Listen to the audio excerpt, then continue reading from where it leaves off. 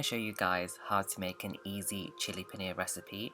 So let's look at the ingredients we'll need to make this. Here I'm using 2 small onions which I've sliced lengthways, and I've got 2 peppers here in total, just different colours, but they amount to 2 peppers. I've also got a 225 gram block of paneer which I diced up.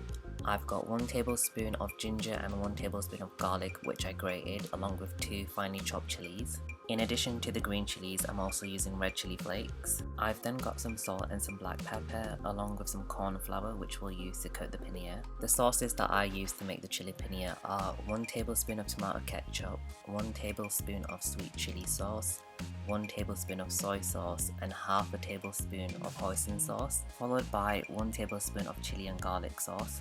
You can use any sauce you have, but make sure you're using soy sauce and tomato ketchup. I am going to fry my paneer, so firstly I am going to add a 1/4 teaspoon of black pepper and salt to the paneer, along with 2 teaspoons of cornflour, and mix that through thoroughly, and it should like this once it's nicely coated. In a non-stick pan, add around 3 tablespoons of oil and let that get really hot.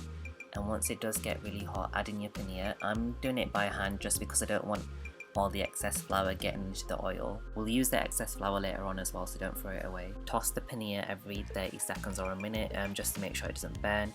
I am using a spoon at one point just because it's hard to flip them all at the same time, and then it should become nice and brown like this. Once your paneer is nice and brown and crispy, we'll move it to the side, and with the excess oil we'll use that to cook the chili paneer so there's no wastage.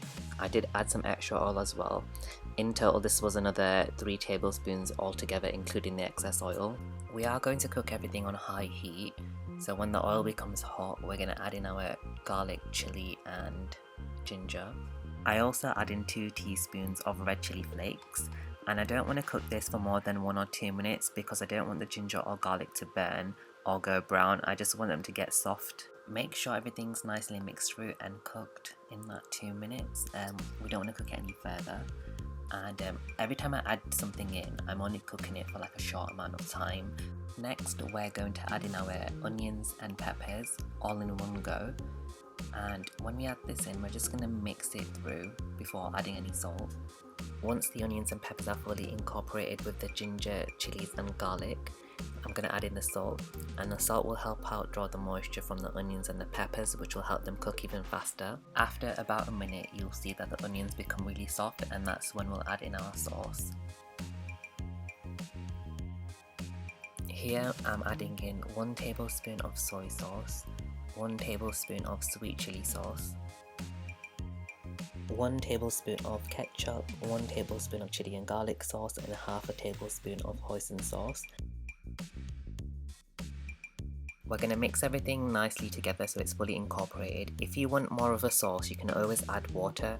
I prefer my chili paneer to be on the dry side, so I don't add any, but it's just totally up to your preference.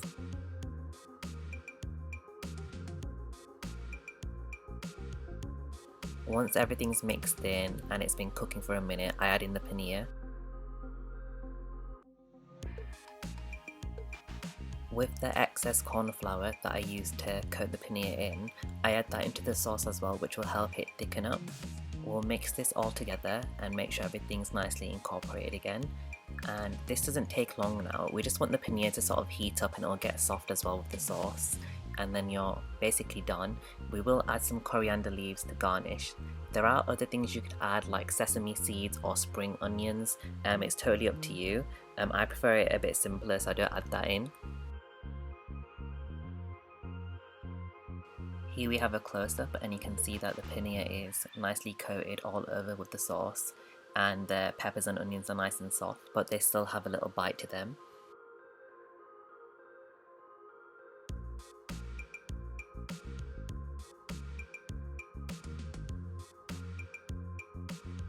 Here I'm just adding in the coriander leaves, and that's it. Just mix that through and it's all done and ready to eat.